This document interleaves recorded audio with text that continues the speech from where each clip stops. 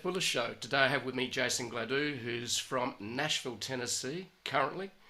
I'm from Sydney, Australia, and I love these conversations from all around the world where we get to chat in high definition and discover the secrets and secret source of what entrepreneurs do in their business and find out where their idea came from, and we also want to try and find out what they learned along the way and what they can bring back to the world. So Jason is an operator by nature.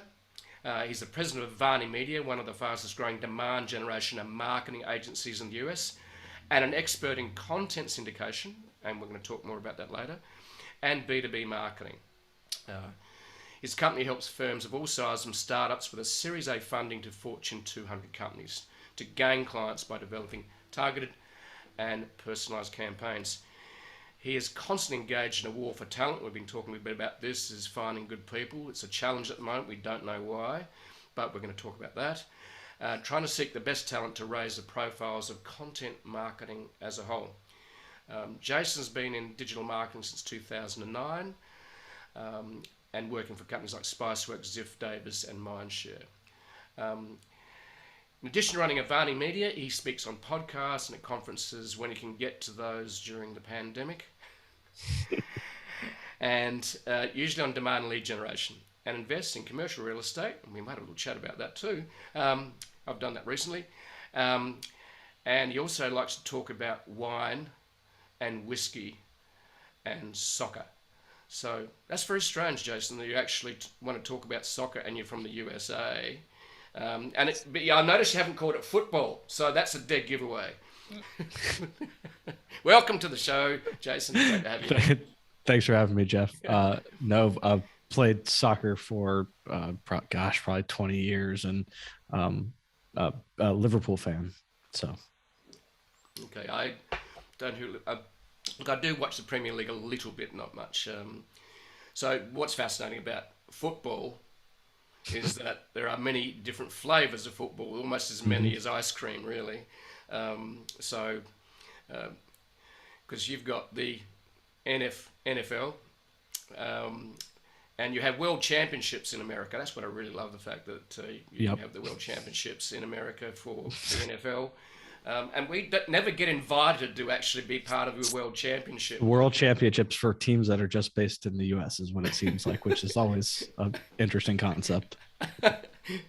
Yeah, so anyway, that's by the way. It's just an observation I've had over the years about the world championships. But so, Jason, what got you into Avani Media and what got you into digital marketing? That's maybe the best place to start. What was that, a inspiration that came to you in a dream? Was it a friend over a beer? I don't know. How did it happen? Yeah, I think I sort of fell into it. In college, it was learning about marketing and advertising. Was interesting. Was really a journalism. Went to school for journalism. That was sort of what I ended up or thought I was going to do.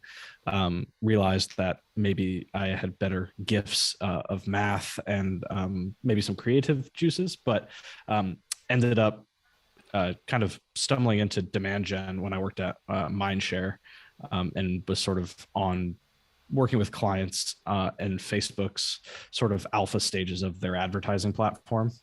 And that was sort of what hooked me. Okay.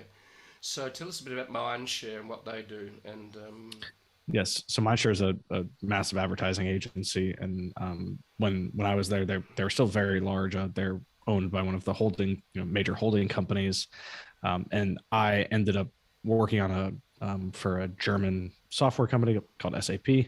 That was the client that I cut my teeth on, and mainly I was brought in to do a lot of the grunt work with reporting, and on sort of fell into content syndication and media and programmatic reporting at that point.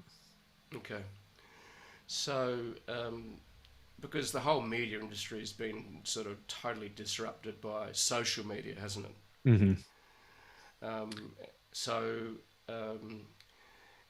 When you were at Mindshare, it was pretty early on, I think, in social media, wouldn't it have been? Is that correct? Yeah, it was. I think social media was sort of just getting, it was that 2008-ish, 2009-ish period, Yes, right, it where it's was. sort of just getting its foothold from a revenue and advertising perspective, because up until that point, most of them, from a social media perspective, didn't care about making money, or really focus on revenue, and so the revenue products were an afterthought. Um, and so this was around that time.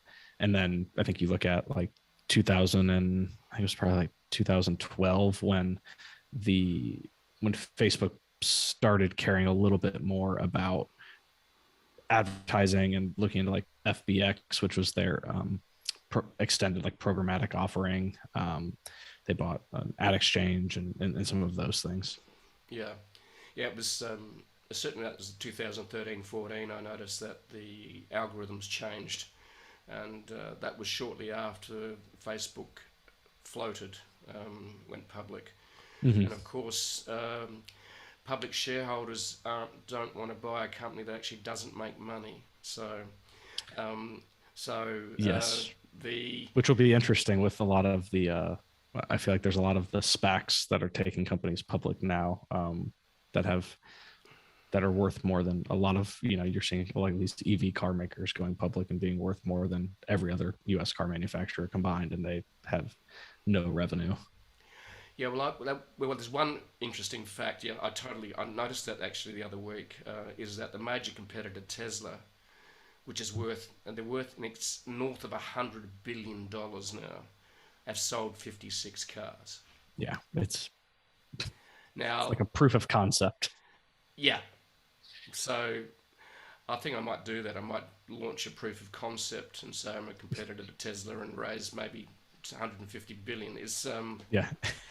Yeah, it's interesting. I think there's going to be a lot of pain down the track with quite a few of these companies uh, and there's a move certainly in the startup area, because I've been involved with it over 10 years with a startup in New Zealand called Shuttle Rock, and I was on the board and others, and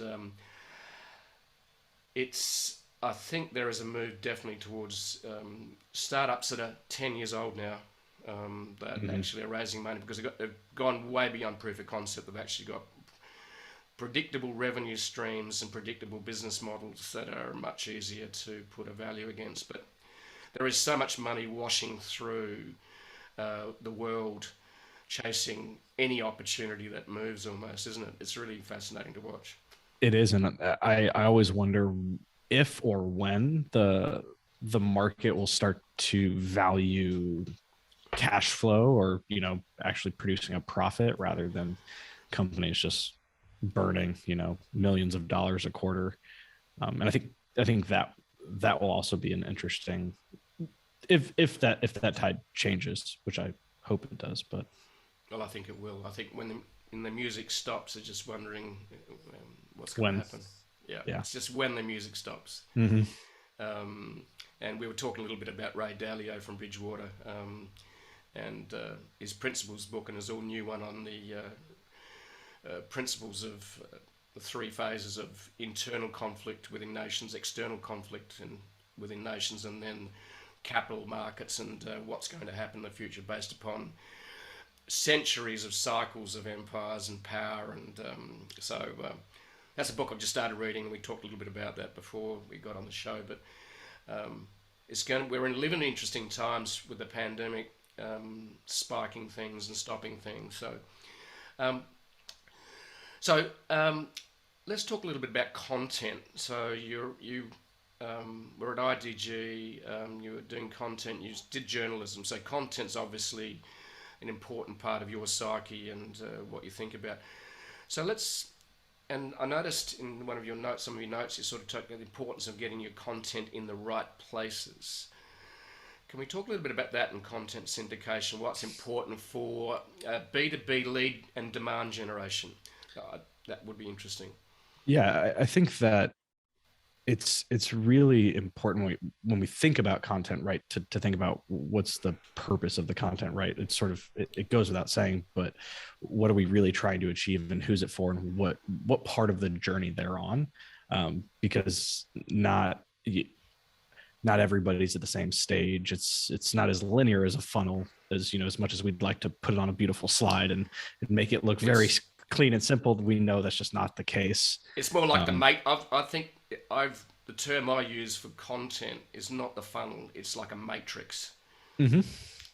It's it's this very messy. I think the Matrix is really interesting. I just have like this vision in my head now of it, which is really spot on, because it's not linear. It's and I think attribution is a whole nother conversation, because that causes a lot of challenges when you're trying to produce content and think through what goes well. What was the first point of contact? Where did that come from? Yeah. Attribution, which is what you talked about, is where did the first touch point with my company happen? Yeah, and then what's the one that sort of flipped the switch or moved them to, oh yes, now I really want to be, now I want to talk to that company. And I think as much as we, in marketing want it to be like, oh, well, they saw us on social or Facebook, and then they downloaded a white paper, and then they saw a case study, and then I went to a webinar.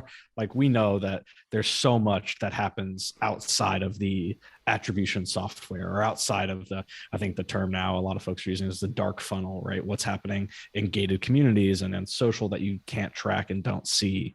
And, the whole concept of brand driving and really being a very big kickstart for your demand engine, I think is there's something there. But I was gonna say back to the content piece. Part of it is what we see often done is just putting the same content piece on every piece of social platform, on every B2B publication, and it's I think that while that makes it easy, and that it's very easy to replicate, I think it's all about making sure that content and sort of the way that it's being presented is natural for that audience and for that publication or social network. Yeah, it's the term I used to use was in terms of marketing for me initially was with the multiple number of social media channels rising, a blog, a website. I challenge people to be ubiquitous, in other words, to be everywhere. That's easier said than done. And when it was all manual, as it was before automation crept in, the evil automation we have today, how much automation is enough? When is it bad? When is it evil? When is it tiring? When is it... So being ubiquitous is very important with content, but then you've got to create it, and then you've got to spread it. And you mentioned a term which I found interesting. I hadn't heard it before. The dark funnel. What's the dark funnel? So the concept is that attribution software, and all the companies that sit in this sort of marketing attribution CRM world want to try to define attribution. And the theory, like, is it first touch attribution? Can you build this attribution model? But those only consider touch points that you know of. And so, I think Gartner and Forrester and everybody's come out with research saying, and in the B2B world, buyers, especially in the IT space, do 70+% of their research before they reach out to a company or want to engage with some of that content. Well, so where is that happening? What are they doing? And the theory is it's all being done in places that marketing attribution software can't track and can't see, like LinkedIn communities or Facebook groups or meetup places, whatever, like, back when there was in-person meetups, right? Just places that marketing attribution can't look at and you can't measure as well. And so it's sort of, I think it's saying, it's really easy to say, let's put more money into advertising, or let's do more SEO, or not SEO, but SEM, because we can see that, hey, they clicked on the ad and they went and bought, or they searched something in Google and then ended up on our demo page and converted to a demo. But what got them there? It's not as if, like, yes, they had high intent because they searched your keyword on Google, but what were all those things they did to want to get to that point, and it's just not as easy as a marketing attribution software would lead you to believe. Well, it isn't easy. It isn't this linear funnel, and it is messy. It is incredibly messy. And it's almost like, can I get a bucket of mud and throw it against the surrounding walls that I live in, and let's see if they stick? And can I measure that? Yeah, and I think when I think about the dark funnel and just some of the concepts, I can't help but think, as we talk about just strategies, whether that's on social or paid strategies, even a lot of marketers, and I don't necessarily blame them, but you want to try a strategy, you want to try a publisher, you want to try a tactic, and you try it for a week, 2 weeks, a quarter, and then you're like, it didn't work, right? Whether because marketing attribution didn't pick it up, but I heard something that was it was from YouTube, so I think it's something like, on average to get 1,000 subscribers on YouTube, on average it takes 156 videos. Wow. Right. So like that's a lot of videos that you've got to put in to get 1,000 subscribers. And if we had data like that, we said, hey, to really start seeing meaningful results on LinkedIn, it takes 72 posts, right? People would be like, oh, I posted twice on my LinkedIn page and I didn't get anything. Well, okay. Well, yeah, you didn't, like, that's not enough to really see. Yeah. And that's the sort of data that they don't teach you at marketing school, apparently. Yeah, no, I think, I think they teach you about the 4 Ps of marketing, and that might have changed since I think it's changed. Like, I saw someone say the 4 Ps are dead or something, and I'm going, yeah, I think they are. Yeah, I'm sure. I'd be interested to stroll through a marketing class and see what they're learning about. Well, the other part of the dark funnel, which is certainly, and I've seen it produce incredible results, and was done by PayPal and others, is Quora and Reddit. So there's forums within that are incredibly powerful, because a lot of the Quora and Reddit, even though they're not really paid, so that they're still, I suppose, not devoid of algorithms that control where they're going to push you, like Facebook and Google, but they're a little bit more Wild West, aren't they? Yeah, I think that the communities is a really interesting, again, not new by any means, right? I worked at Spiceworks, was probably one of the first largest IT communities that just happened naturally. It kind of just sprang up naturally. And the vendors, the B2B tech companies who said, hey, there's something interesting here. You could go in and advertise, but really the value was, come in and just be a part of the conversation. Don't be salesy. Don't come in here and talk about tech specs. Don't do any of that. Just be a part of the conversation, be a human, and see if you can help somebody. Those B2B tech companies just got massive amounts of value and business that came through. Again, you're never going to see that in an attribution model, because it's somebody saying, hey, yeah, I really like working with, Chris from Eaton was really awesome.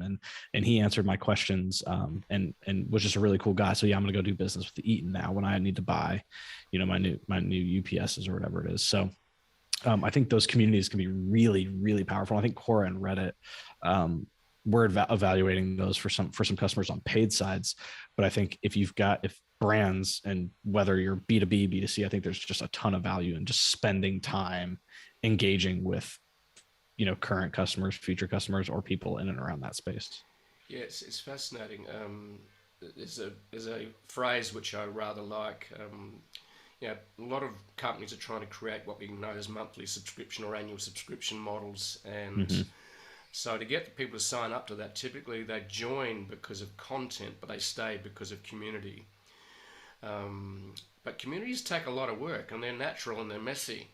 And I think you see a lot of, I've seen over probably the last 7-8 years, a lot of tech companies try to create a community, for that very reason, right? If we can keep people coming into our ecosystem, then they're likely to buy more, or likely to stick around, or churn will reduce. And I think when it's when you try to do it artificially, like for that reason, rather than, hey, we want to get like-minded people together and let them kind of jam and do their thing, and we're here to help facilitate. I think if you don't go into it with that belief, then it's really hard to make it work, because it's just not, it's not this natural, right? It's like, I always think of it as like, it's the local pub. It's you want the people to naturally go there and naturally have this fit. And I think some B2B tech brands have tried to artificially create it, and it just hasn't. It becomes like a support forum more than anything else. Yeah, it's a bit like dating, really. You can't create chemistry. It's either there or it's not. Yeah. And I think a lot of the big forums just sort of happened by accident, right? It was just somebody was like, I think this would be interesting, and it just kind of takes off. It's not there's not this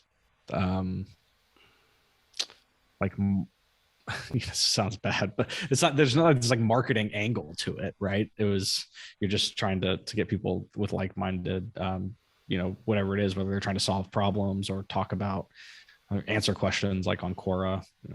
Yeah, and it's basically about being human rather than it's not about the money, it's about being human and helping people solve their problems naturally, or just having conversations about problems. Then quite often the conversations about problems lead to, that's a possible solution to that problem, and what did you do when you did this, and I did that. So you mentioned the term naturally growing community, Spiceworks. So what was Spiceworks? Because you worked for them for a while, didn't you? Yeah, so Spiceworks was an IT community. They made IT software like a help desk and a network monitor, and some things that sat behind firewalls at companies that could help IT guys and gals figure out what's on their network, what's running, what's struggling. What was unique with them is all of that was free, and so that was this Spiceworks was founded in 2006, and that was sort of before the freemium model really existed in software. And so they went, hey, let's give it away for free, because it was targeted towards SMBs, nonprofits who didn't have a whole lot of money. And so you just say, hey, let's give it away for free. And then they sort of figured out, let's just throw some ads in it and see what happens. And then I think it was a handful of years later, after they'd had these products, there's the help desk and network monitor and things like that. It was a few years after they had the products. This community just sort of came up out of nowhere. I think it was like the users wanted Spiceworks to create a community, and so they did, and it just kind of grew. And then all of a sudden it became 6 million people a month were in there, just from all over the world, right? You'd have people in Berlin answering people in Australia about, hey, this is how I solved my network issue, or have you tried this? And then there's vendors in there saying, either, hey, this is how you could solve the problem you're having with our solution, or, maybe we're not a good fit, here's somebody else. And it became this really, really interesting community. And it was brought to life in London and in Austin, Texas. Every year they would do a big event in both places. And it was definitely an interesting community. So is they still running well today as Spiceworks? Yeah, so Spiceworks was acquired by Ziff Davis in 2018, maybe. And so, yeah, I mean, as far as I know, it's still going very well, and the community continues to grow. So that's almost like a community by accident. Yeah, and I think it's definitely it wasn't the product roadmap for them, was it? Yeah, no, definitely not. I was there. I talked to him. I just remember it was like, this was never part of the plan. But it's great. And it sort of morphed into what the company really became known for. And they sort of stopped being known for their help desk and some of the other things. And they were just known as this massive community, which I think is shortchanging what the applications did for a lot. There are thousands of companies around the world running their applications. Yeah. What I love about entrepreneurs and companies is not only where did the idea come to start this, and then, but what happened along the way. And quite often it's the best idea or something that turned the company right around is an accident. So, for example, I've been involved with Shuttle Rock, which produces advertising videos at scale for corporations. So the the founder, Johnny Henriksen, lives in New Zealand now in Nelson. Um, the company sort of stumbled along for quite a few years, and then what happened was he had a backpacker from the UK show up with his girlfriend, and he was painting his fence for him one day, and he just happened to have a conversation, and the conversation, because this guy had a bit of a tech background and stuff, he said, what if we turn images into static images into video? So, and that was it. That became the product. That became the center of what Shutterstock does today, with I think 200 or 300 staff now, and valuation, in the hundreds of millions. It's but before that, we're just stumbling along. Yes, it was there. But Yeah. I think that's just like so true with, it's like so many companies follow that path of like idea, and then like some inflection point happens and maybe something changes, I think, and everybody call it the pivot. I don't know if that's always the right word, but yeah, I love Mike Tyson's phrase. Everyone's got a plan until they get hit in the face. Yep, exactly. I mean, I think we, like Avani Media, we went through something similar, right? Founded as like almost 15 years ago as a sort of publisher repping publishers out in Australia and Japan. And, sort of, I would say micro pivoted toward being an like a demand gen marketing agency. And that was just based on the pure push from an ask from our clients who we had really good relationships saying, hey, we'd really like it if you could do these things for us. And, they ask enough times, and here we are. So let's talk about demand generation. The other term for it is lead generation, isn't it, really? And what company, business, doesn't want leads? So let's talk about your approach, Avani Media's approach to lead generation, demand generation for its clients. What's the process you take them through? And we know it's not linear, but you make it look like it's linear. Just don't tell anyone. The slide looks really good. Yeah, I know. It's just beautiful straight line from spending money to making money, and you just get all these wonderful clients through this completely linear funnel. Yeah, I think it depends on all of our clients, right? We try to help them. What we want to do is understand what are they doing currently, what did they do before, and really help them think through who are they trying to target, where do they, what watering holes are they visiting, where are they reading, where are they at on social, if at all. I think that varies based on region, right? Not every region is as big on LinkedIn as the US is, or when you move into the Chinese market, right, you've got to think about different social networks than you do in other parts of the world. And so we really try to help them think through what is that overall strategy? How do all of these channels play together? And how do we make sure that the messaging is differentiated, or I'll use the term closer to native. It's not a native ad, but how does it make sense for that platform?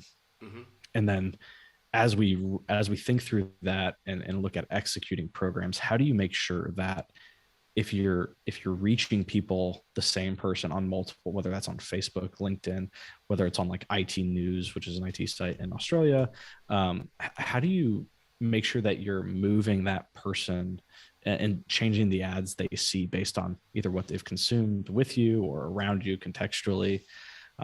Which it's much easier said than done, but we want to make sure that we're providing, I think this goes back to sort of the user or user experience, right?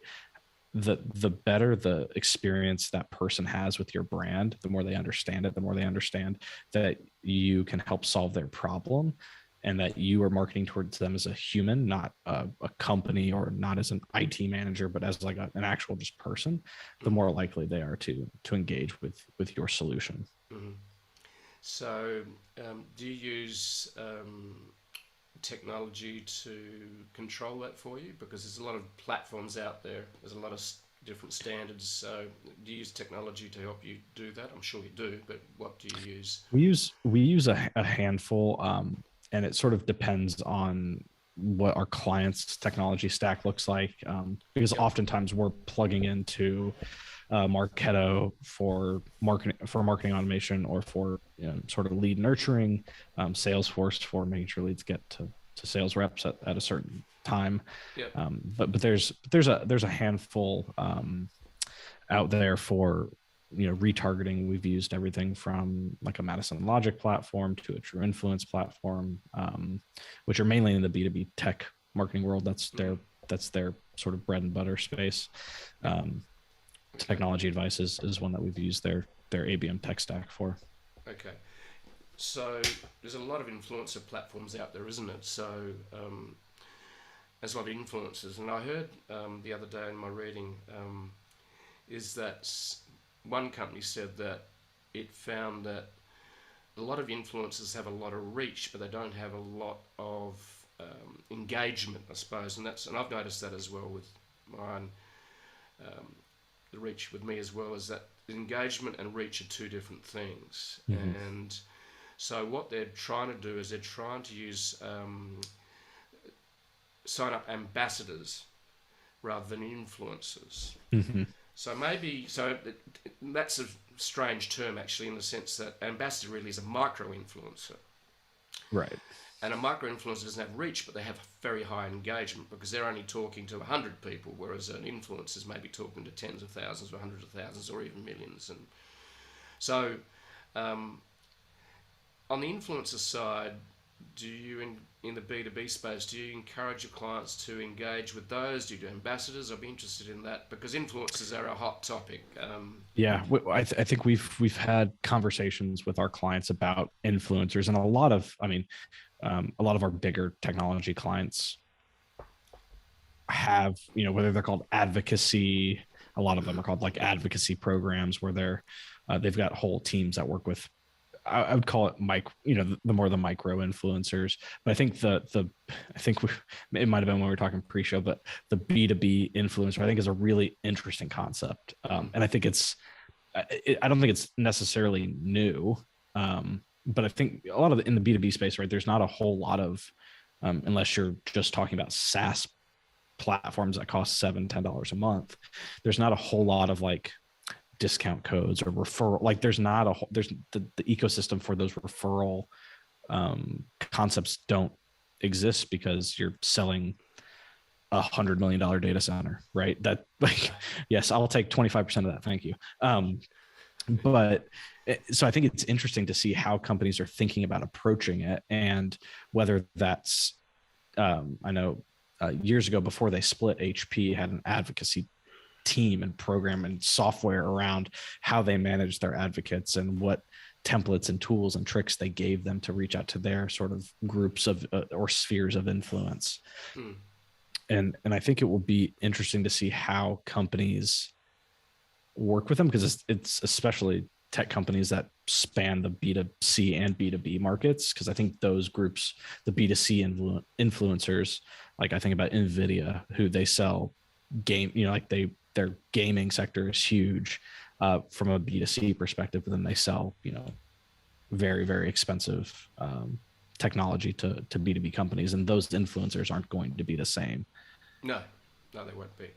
And the challenge with an ambassador type of program is it's how do you scale that in terms of how do you actually engage?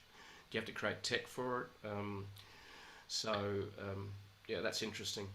Yeah, I think how you scale it, what the value prop is for the ambassador, right? Because it's the cut of, like at that size, the scale, the cut of sales, or like there's some interesting things there. But I do think there will be technology around it. I do think that there will be ways that in some ways, I think of it like the early versions of social, like the social media softwares that existed to help you publish content across multiple platforms, like Buffer and some of the like TweetDeck. Like what will be built to help manage these ambassadors. And those platforms could identify who's a micro influencer, who's maybe a macro influencer. Then the other one is what metrics become important. Engagement starts to become very, very important. And and I think we see this in the B2B, like the publishers out there, right? Like some, and this goes back to your comment earlier about reach versus engagement.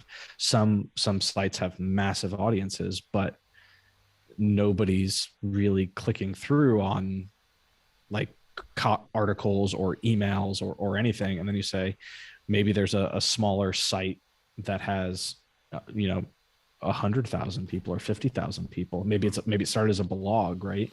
But there's really rich community, right? People value each other, or they value the content. Like I think back to like Paul Graham's website, where he started, musing on startups and just all of that, which became a very big like cult read in the Silicon Valley world. But that sort of started out very small, and now it's massive and cultish. I think there's a lot of engagement there. So you almost need to create a cult or a movement, don't you? Yeah. Yeah. So we mentioned briefly content syndication, important for companies to get content in the right places. Can you talk to that? Yeah. I think when we think about like syndicating content, I always tell people it's like when you're on your local news site, you scroll down to the bottom of an article, and then all of a sudden there's like a bunch of different articles that pop up, usually powered by Outbrain or Taboola, which are the big ones. That is a form of like websites syndicating their content to a third party. And when we think about that from the B2B perspective, it's how do brands put their content in front of audiences they don't own at the most basic level? And so a lot of people say social, right? Social is a very good option there. But I think that there's other ways, and the ways that we talk about with clients are there other B2B specific platforms or publishers who've got, more niche down audiences that want and are looking for content from brands. And that is one thing that we help our clients look through is what is a good fit for you? How do we put your content in their email newsletter and say, this email newsletter is focused on virtualization, your content. If you're writing a piece about virtualization, this is a good spot to put it. And then we think through, okay, are you gating this content? Do you want to collect lead information? Are you ungating it? What are the pros and cons of that decision? And then as you get leads, if you gate it, what's the quality? How do we measure quality? What's the next logical path for that lead to follow? But really putting your content and finding the for lack of a better term, databases and audiences that exist that are highly engaged is in the B2B space can be challenging, but if you can figure out where to go, it can be a very worthwhile channel and tactic to use. Yeah, and you've got the likely suspects, of course, which are going to do that with such as social, such as Facebook, Google, LinkedIn, Instagram. So are you guys seeing any trend in terms of what are interesting distribution methods to get your content out there in front to target? Have you been surprised by some distribution methods or platforms to use? I think that LinkedIn is a powerful platform, especially in the B2B space. I think targeting is getting better. I think I've seen a lot of brands doing a better job on Instagram, surprisingly. And I think part of it just comes down to the targeting models on Facebook are just continuing to get better and better. I think there's a whole separate area of outside of social that is where a lot of the publishers, if you think about like CIO.com or eWeek.com or Tech Republic, that use a lot of, they get people who read their content that say, yes, I want to, send me emails, right? And so like there's a lot of this push marketing, but with the halo effect of being from an eWeek or a Tech Republic or CIO.com. And those do pretty well. And there's a whole ecosystem of companies out there that exist to help facilitate this, that help clean data, and help make sure that your message is getting in front of the right audience. And I'd be remiss without saying, right, it comes back to making sure that you know who you want to target and making sure that the content is aligned, because if you whiff on targeting, then they're not going to care about your content. I think if you just write something very dry and not super compelling, then even if they're a good fit, even if they're in your ideal customer profile, they're probably not going to be interested in it because it's not fresh. And I think a lot of B2B content can get a little stale. And so how do you write in a voice that's more organic, that's more natural, that is more compelling, that actually solves the problem, like talks about the problem and a solution, and whether that's case study, whether that's just addressing the your prospect's pain, it will be key. Yeah, and certainly creating content that solves a pain point is definitely important. The challenge for all of us, both as marketers and businesses, is trying to reach an audience that is not being overexposed and is just tired of the bombardment of content. Like, I remember when I started the blog back in 2009, what I did was quite novel in a way, amongst a few other people too. And then as everyone leapt onto the content marketing bandwagon, it's like we're just awash in a universe of content now. Well, yeah, I think it's interesting. I was having a conversation the other day with somebody about this, where it's, email marketing, right? Super valuable today, but it was also probably more impactful, call it 10 years ago. And then you saw sort of the rise and fall of email newsletters. And now you're sort of seeing email newsletters come back hot and heavy. You're seeing, Substack and all of these things where people are creating these email newsletters. And so I'm interested to see, are we getting to a tipping point where people have too many email newsletters again? And what that does for that channel. Yeah, and we're seeing the rise of premium newsletters as well that people pay a subscription for. But what those premium newsletters deliver is a lot more research and heavy data and so on that goes on behind the scenes, which means you've got to invest in that. So, and that's something we're exploring and launching early next year. But it's really fascinating. I joined, the blogging when it was hot back in 2009, joined the social media when it was hot and just emerging, and I thought it was going to change a lot of what we did. It was going to change the world, and that was an observation that proved to be correct. But then the big corporations came in, and now we're just trying to work out, okay, how do we play it from here? Do we just spend more money? That gets difficult. Do we experiment more with a dark funnel? The Reddits, the Quoras, so on. Do I become a YouTuber? It's like maybe. Yeah.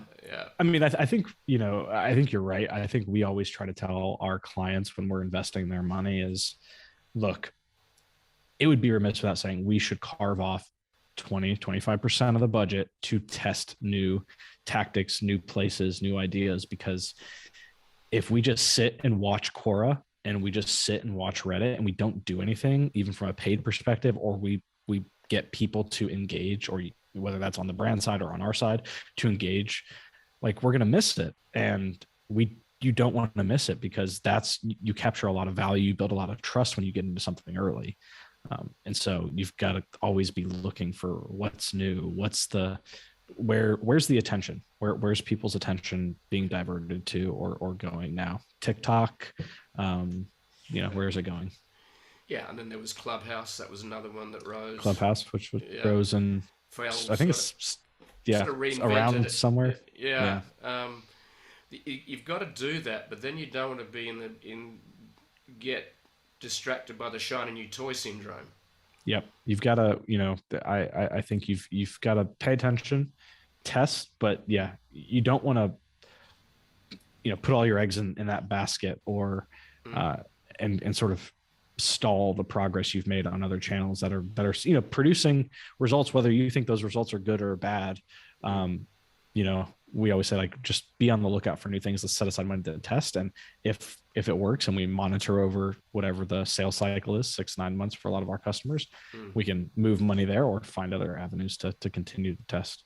So you sort of maybe using the Pareto principle, the 80-20 rule, do the 80% that we know sort of works, but it doesn't have the engagement that we really, really want. But we'll experiment with 20% to see if we can get something that hits an X factor. Yep. Yep. And then, maybe it's 50-50, and then then you take those things that were in that 20% early, and now they're making the 80%, and you're going to look for another new things to spend your 20% on. Yeah. So, so you guys pivoted 2 years ago into more demand generation, lead generation, and that's because that's what your clients said. So you're listening to your clients, but then you're growing quite rapidly, and you look like doubling your team in the next year or so. And you mentioned the importance of company culture.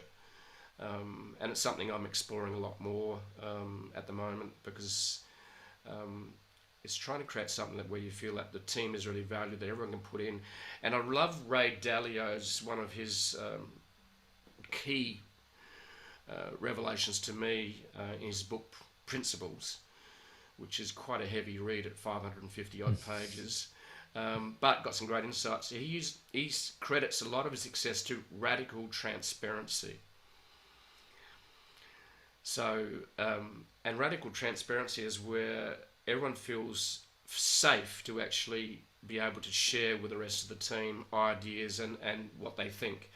I've maybe not summed it up totally correctly, but so company culture is really, really interesting.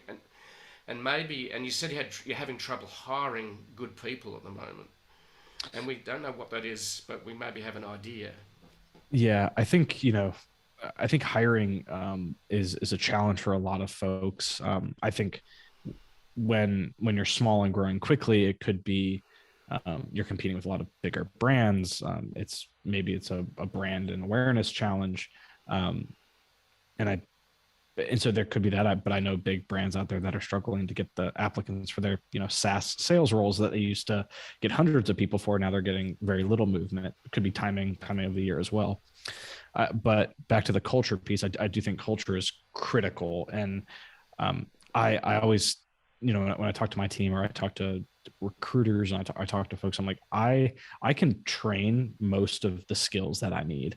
I have to be able to hire for somebody I got to hire for attitude, and hire for somebody who just gives, just quite frankly, just really cares, because we often win by just caring about our customers and caring about them as people, and caring about their outcomes and the work we do that helps save them time and money. And yes, we're good at all the other areas of our jobs, but that one is just connecting on a human level. I can't train that.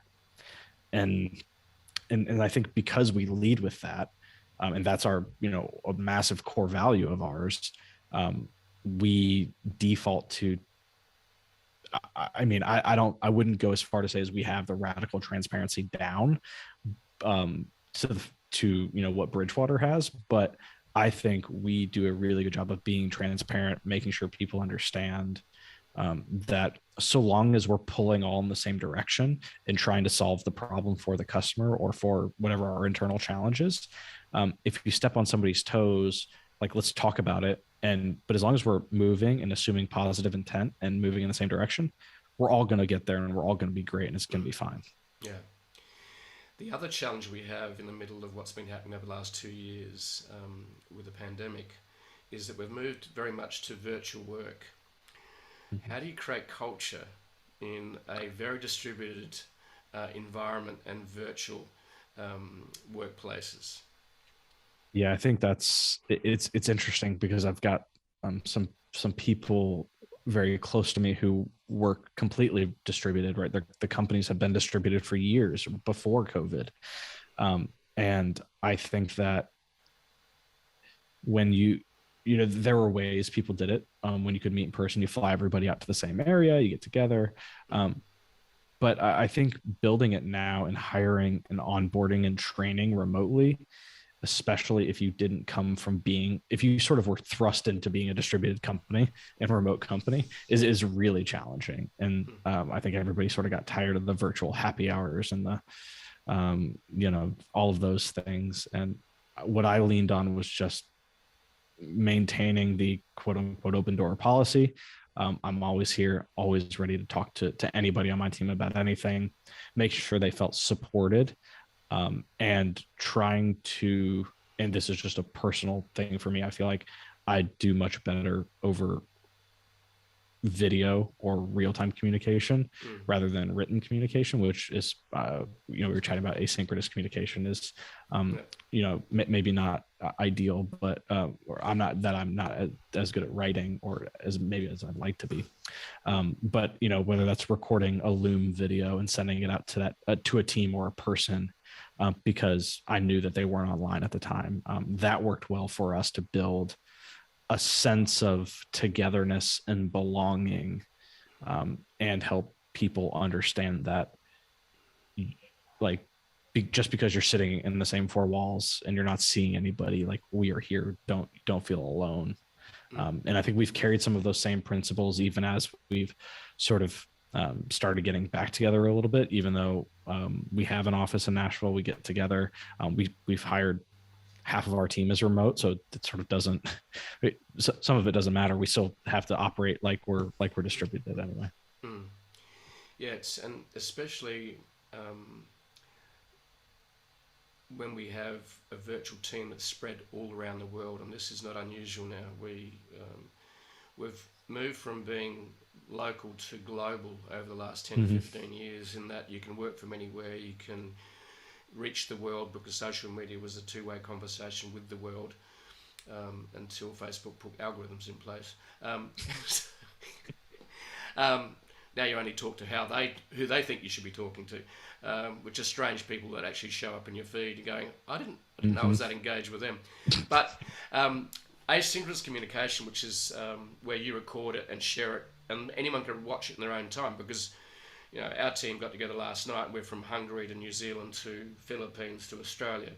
Now, if I added America to the mix, which we don't have at the moment in terms of the team, that would make it really difficult, because someone's going to have to stay up till 11 at night or get up. And I'm sorry, I don't really like forcing that on anyone. You're going to have to get up or stay up late or get up really early. Yeah, I think that's a huge challenge. But I mean, I think what sort of the last 2 years, at least from some of the people that I know, and maybe some of the decisions that have been made, I think has sort of proven, right, that maybe if I can go get somebody in Berlin or in Hungary who can do the job and do it really, really well, why would I not? I don't need them to be in Nashville or in Ohio or in California. Like, why don't I go get them there? Because they're great at what they do, and I don't need to be limited by an H-1B visa or anything like that, which I think massively expands your talent pool, which is awesome. I think it massively we always talk about culture. I think historically, especially tech startups, it's all about culture fit. I always think about, okay, yes, fit, but also add, what do you bring to the table? What from your culture, whether you're from a different area, a different background, make us all better, what do you add to the team? And I think the expanded hiring pool really allows companies to get more ads to their team.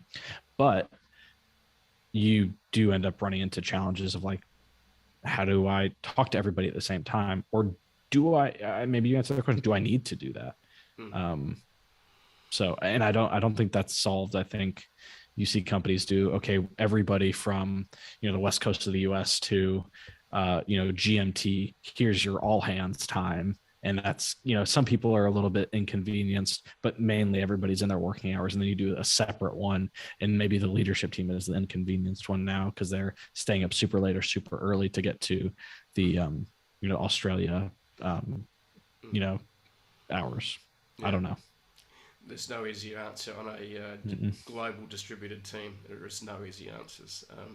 No, and I think before you had major companies solving those problems, and they usually had massive offices, so they didn't really have to think about it too much. The executive would fly and then show up and do the all hands.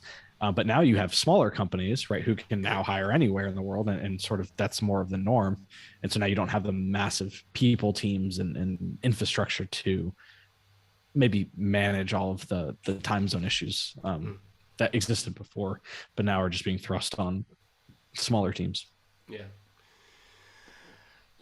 So just to wrap things up, so culture is really important, and I think I read a term the other day is don't make the customer first, make your own team and employees first, and they'll look Hmm. after the customer.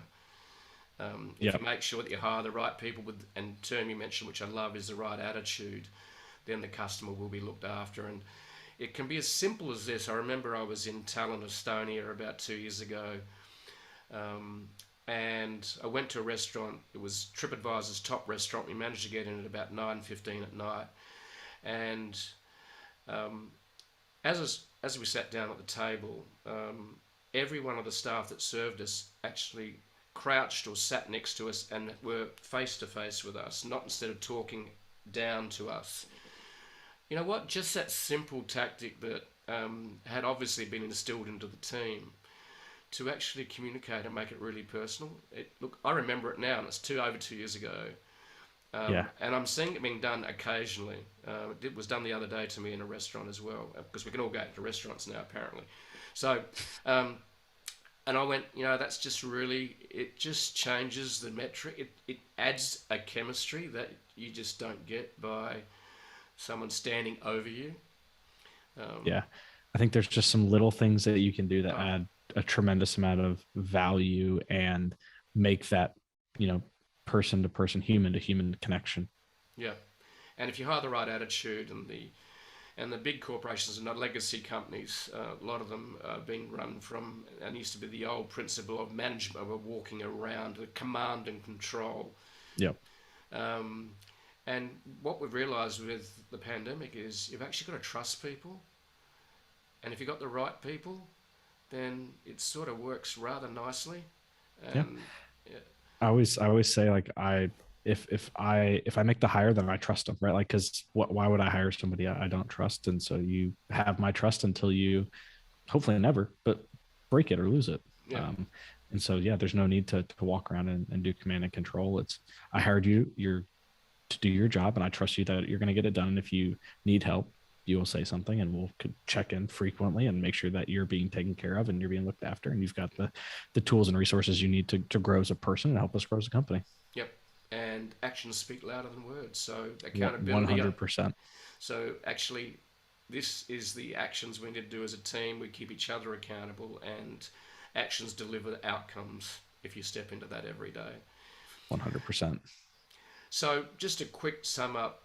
What are some of the things you'd like to share with our audience in terms of what are the biggest challenges or insights you've had regarding lead generation for B2B? What's some of the top tips you'd like to leave with our audience? Yeah, I think some of the challenges is about looking for new watering holes, new areas where people going, because it's all about attention, and so it's about making sure you're paying attention to the new things out there and the new channels, and don't be afraid to test, because you'll miss the opportunity otherwise. And then I think from a people perspective, I always think it's like it's not super helpful, but I do a lot of the hiring by gut, right? Do I think this person cares and can come in and care about us as people and care about our clients, because we can teach them most of what they know. In other words, hire beautiful, caring people Exactly. that have the skills that you need, and trust them Yep. to deliver it, and build that culture that and team. And the term I actually had used before the day is it wasn't you don't treat them as a family, but you treat them more as a team. And that it's been hard to do a certain thing, of course, but I came across a great book called The 12-Week Year, which is about more short sprints that's built around actions each week. And so 12 weeks is enough to grasp. It's not too long to forget. And we're working on developing that. And but not overcomplicating. The other thing too is we can try and overcomplicate things. But one last thing. So you mentioned basically make sure you test what you're doing. Yep. I would totally agree with that. And also hire great people. That's maybe the top tips. Yep. Okay, mate. I Keep it simple. Yeah, I think that's very wise. Thank you very much, Jason, for your time. It's been an absolute pleasure. And from spending some time from Nashville, Tennessee. I haven't been there yet. We're looking forward to going there. I've been to Knoxville, but not Nashville. So look forward to seeing you in real life one day, maybe in Nashville. I'd look forward to it. Thanks for the time, Jeff. It was great chatting. Thanks, mate. It's been an absolute pleasure. Yeah. Cheers.